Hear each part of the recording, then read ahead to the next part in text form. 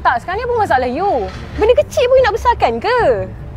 Takkanlah I nak ikut perangai you je. Perangai you dari dulu sampai sekarang tak berubah lah. Susah lah macam ni. Ish. Kalau hidup tak ada dia pun tak apalah. Macam ni lah. Aku tengok kau dengan dia ni dah teruk sangat dah. Kau tak payah dah lah hidup sama. Senang cerita kau cerai je. Senang je cakap pasal bercerai tu. Semua nak ambil mudah. Ingat macam putus cinta ke? Tapi ada juga yang nak pertahankan perkahwinan mereka. Sebab apa ya? Rasanya mungkin sebab malu kot kan. Tak tahu dia apa kawan-kawan, family lagi kan.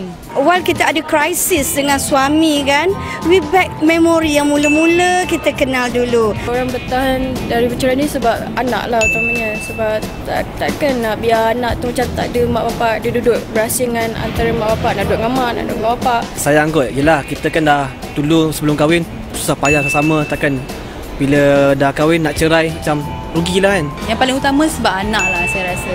Sebab anak tu yang menyatukan kedua ibu bapa. Bila kita kahwin bagai anak kan, tiba-tiba macam nak bercerai. So mungkin diorang boleh fikir dulu cara-cara untuk mengatasi masalah sebelum bercerai kan. So saya rasa salah satu sebab yang orang tak jadi cerai mungkin sebab malu lah. Why not kalau you kenang balik masa you couple? Sebab kadang-kadang kita dah kahwin, komitmen pada family tu buat kita macam lupa nak cherish every moment kita masa sebelum kahwin. Anak ni orang kata pengukuh, penguat keluarga sendiri. So macam mana pun anak kena fikir pasal anak lah. Sebelum tu diorang bercinta semua mesti banyak kenangan yang ada. So takkan mesti dah susah untuk diorang lupakan semua apa yang diorang lalui selama ni. Anak tanggungjawab. Tanggungjawab bersama. Kita dah bertukar semua banyak macam-macam dugaan dan cabaran kita hadapi kan. Takkan kita nak senang-senang cerai macam tu je.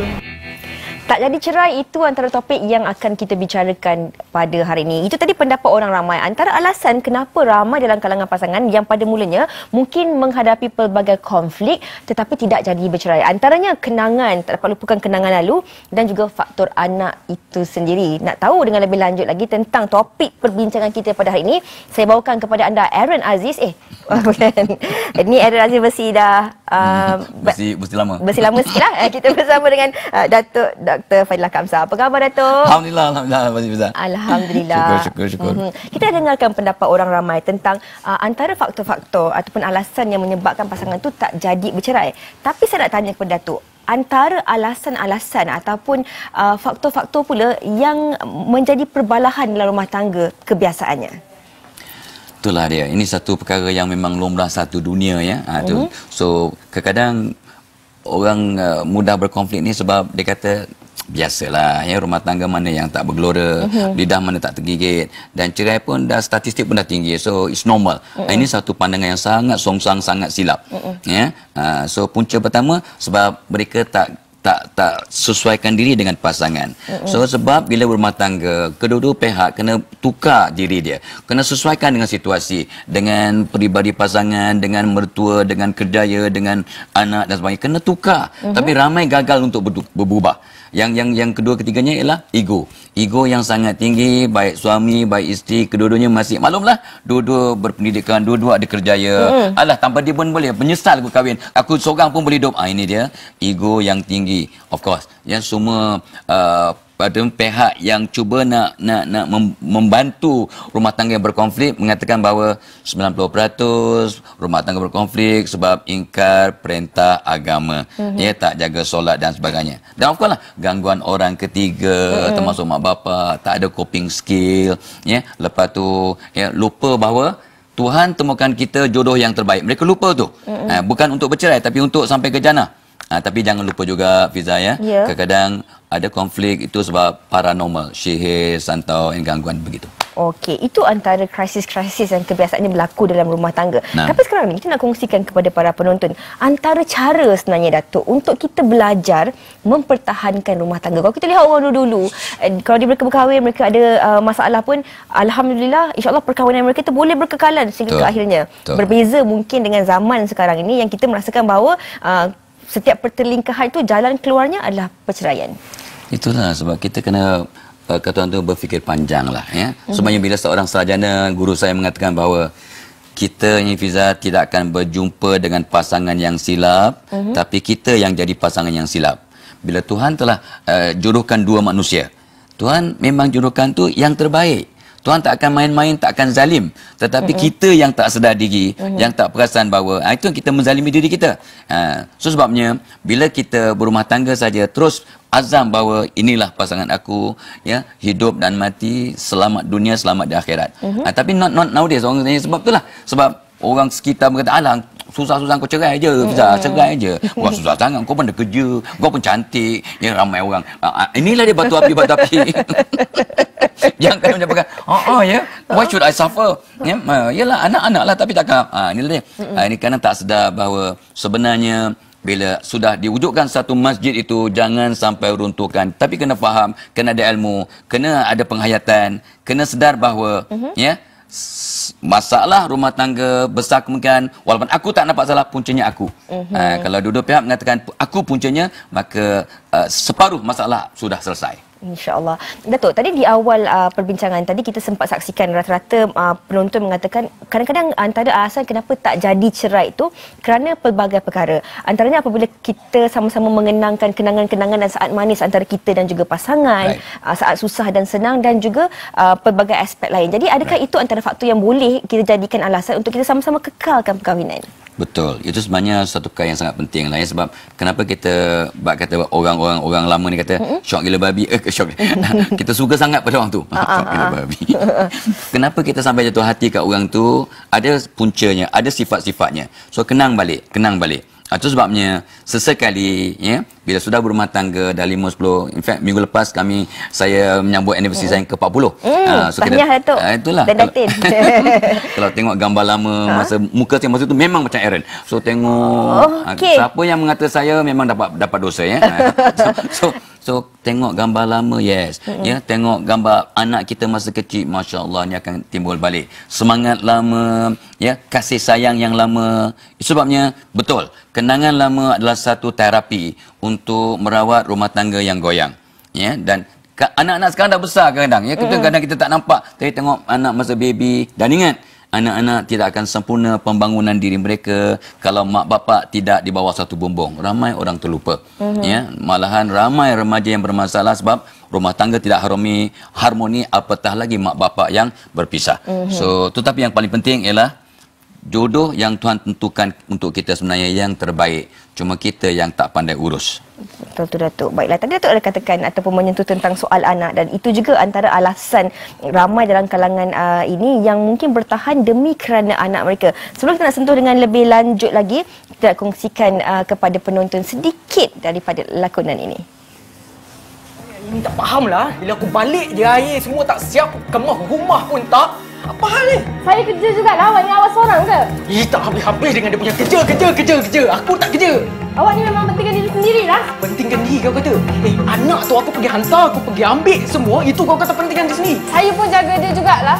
Tak fahamlah. Salah aku kahwin dengan kau. Semua benda tak siap.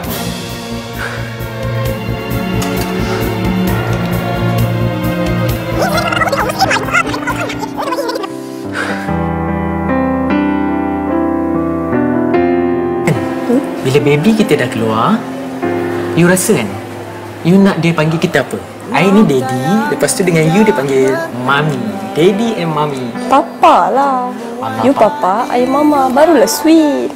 Ingat tak apa doktor cakap tadi? I mestilah kena banyak rehat. Okey, jadi biar abang yang buat semua. Betul lah abang nak buat semua. Betul, apa saja biar I yang buat. Sebab ini kan anak pertama kita. Jadi you duduk diam-diam, jangan buat apa-apa. Nanti I tak nak you sakit, jatuh sakit semua. Nanti baby kita tak sihat, okey? Hello?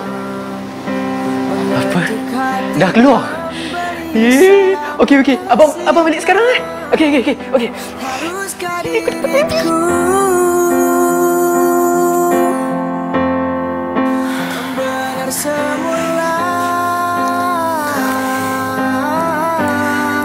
Abang minta maaf.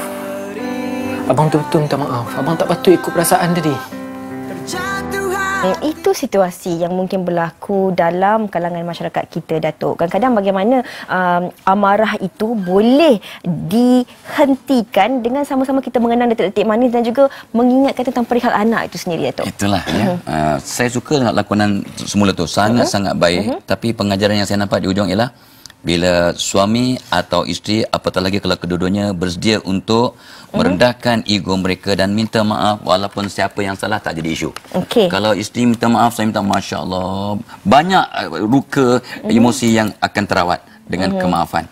Okey, Datuk. Sebenarnya kita ada seorang pemanggil di talian ketika ini dari Nora dari Kuala Lumpur yang ingin berkongsi pengalamannya. Hello, Assalamualaikum. Waalaikumsalam warahmatullahi. Silakan, Nora. Saya nak kongsi pengalaman saya. Saya pernah terfikir untuk minta cerai, tapi tak bercerai sebab walaupun suami saya tak seperti yang saya harapkan bila dibandingkan dengan suami orang lain, tapi yang hold saya back ialah pasal Allah murka dengan orang yang isteri yang minta cerai. Jadi sebab tu saya cuba bertahan dengan memikirkan perkara-perkara yang positif, dan alhamdulillah kita memang kena banyak meminta-minta pada Allah, bukan meminta-minta pada suami kita. So kita minta pada Allah, beri petunjuk. Alhamdulillah, along the way saya jumpa orang yang rumah tangga dia lebih teruk tapi mereka bertahan. Contohnya ada seorang sahabat, dia mu'alaf, isteri yang ditinggalkan tapi dia mu'alaf. Tapi dia bertahan dan dia dapat ajar anak-anak dia mengikut cara Islam yang betul. Jadi saya macam, ya, ada orang lebih teruk dari kita. Jadi kita patut bersyukur dan kita kena pertahankan kita punya perkahwinan tu mengikut cara-cara yang sepatutnya lah. Jadi pada pendapat saya lah, yang apa kita perlu buat ialah berserah pada Allah, minta pada Allah. InsyaAllah kita akan dapat jawapan dia. InsyaAllah. Itu dia, Datuk. Pengalaman yang dikongsikan oleh Puan Nora sendiri. Itu pengalaman Puan Nora, Datuk. Tapi mungkin Datuk juga nak kongsikan kepada penonton. Mungkin ada juga mereka yang sedang menonton ketika ini tertanya-tanya, sampai bilakah harus aku pertahankan? Dalam keadaan dan situasi bagaimanakah harus aku masih bersabar, Datuk?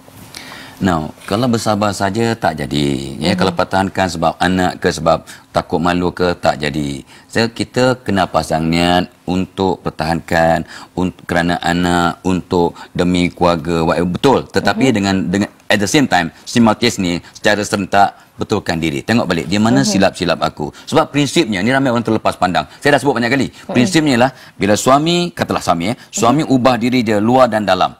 Hatinya dah berubah, kepalanya berubah, tindak tanduk berubah, mula pamerkan kasih sayang, mula tolong cuci pinggan dan sebagainya, maka Allah akan ubah isteri dan anak-anak dan suasana rumah tangganya. So, kalau suami berubah dengan berpackage, isteri berubah dengan berpackage, banyak masalah selesai. So, jangan sabar saja. Jangan sabar, berserah pada Tuhan. Itu bagus. Tetapi Allah pun murka hambanya yang berserah atau bertawakal sebelum berusaha. Itu usaha tu yang kita kena bincangkan. So sebab kena ada ilmu, dan saya suka tadi, ya, bila dia sengsara, dia tengok orang lain. Kawan mu'alaf pun punya sanggup, ya, dia sabar dan akhirnya dapat kejayaan. Bila kita sengsara, tengok orang lain yang lebih teruk, kita akan mudah redha dan mudah kita bersabar. Betul tu, Datuk. InsyaAllah orang putih kata kita kena cuba all the 9 yards lah. Semuanya kan. That's right. Dan Datuk, kadang-kadang bila kita mempertahankan rumah tangga itu atas faktor-faktor seperti kenangan, anak-anak dan sebagainya, dengan usaha-usaha yang positif dilaksanakan. Tapi ada juga dalam kalangan kita ini mungkin mempertahankan rumah tangga itu atas faktor-faktor yang lain. Contohnya takut malu, demi status. Sedangkan mungkin mereka tidak bahagia, mereka sebenarnya tidak lagi mampu untuk mempertahankan rumah tangga, tapi semata-mata berpura-pura demi status dan juga maruah yang ingin dijaga, Datuk. Bagaimana itu? Itu memang benar berlaku, ya. Tetapi saya selalu sebut pada orang yang minta nasihat pada saya, ni kes yang berkonflik dan nak bercerai, ya. Saya kata bila berkonflik kita ada 3 pilihan. Saya pernah sebut dulu 3 pilihan. Pertamanya bercerai. Keduanya jangan buat apa-apa dan sengsara, ya, memendam rasa. Yang ketiganya ni dia, ya, berubah luar dalam secara berpackage dan istiqamah, and be happy no matter what. Jangan cari sebab untuk gembira. Yalah, kau bolehlah senang, kau damai suami isteri tu, kau happy. Tak. Ya, kita memilih untuk happy. Ya, bila kita memilih untuk bahagia, dengan syarat berubah diri kita. Yang tak elok kita perbaiki, hubungan dengan Tuhan kita perbaiki, hubungan dengan mertua kita perbaiki, dengan isteri belum settle, perubahan mertua kita perbaiki, dengan anak-anak kita tingkatkan, dengan jiran-jiran tingkatkan, maka insya-Allah kita masih bahagia, ya, walaupun dalam keadaan yang berkonflik. Bila itu berlaku, tengok, ya, banyak perkara baik akan berlaku. So salah seorang telah mengalah, Ya, saya sebut ulang balik. Orang yang berjiwa besar sanggup minta maaf walaupun tidak bersalah dan sanggup memaafkan walaupun orang tu tak minta. Banyak perkara akan dapat diselaraskan. Okey, Datuk. Di penghujung perbincangan kita ini, mungkin Datuk boleh kongsikan sedikit kesimpulan kepada para penonton mengenai topik perbincangan kita hari ini. So, kena ingat balik sebagai rumusannya bahawa konflik rumah tangga ni perkara yang tidak dapat dielakkan. Tetapi konflik yang Tuhan berikan ni Tuhan anugerah Tuhan ni untuk kedua-dua pihak menganalisis diri, menghisap diri dan berubah, dan ianya cumanya nak naikkan martabat. Ya, bila kita diuji dengan konflik dan kita berubah, kita bertambah baik. Tanpa konflik kita tak berubah. Bila tak berubah, rumah tangga pun boring. So sebenarnya konflik itu anugerah dari Tuhan untuk kita mempertingkatkan diri, untuk mempertingkatkan hubungan suami isteri bertambah mantap. Asbab ramai orang mengatakan bahawa bila dapat konflik dan sabar dan dapat memperbaiki diri, macam baru kahwin. Hebat, cemerlang. Itu yang kena ada drama sikit-sikit tu, Datuk. That's right.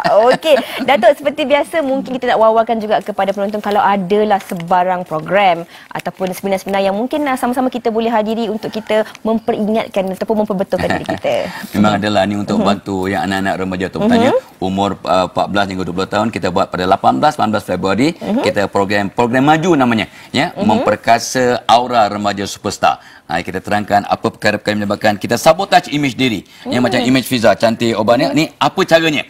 So kita terangkan ya bagaimana nak betulkan image diri dengan komunikasinya dan sebagainya ya, dan etika sosial. So ni kita akan buat pada 18 bulan Februari dan nombor tertera tu ya 0389262501 ya, dan tempat terhad untuk 50 orang sahaja. Okey, tempat terhad hanya untuk 50 orang saja. Bagi anda yang ingin menyertai program maju, boleh menelefon nombor yang tertera. Baiklah, terima kasih banyak-banyak kita ucapkan kepada Baron Bazis kerana sudi bersama dengan kita hari ini, Datuk, berkongsi pelbagai ilmu yang mungkin dapat kita manfaatkan bersama, insya-Allah.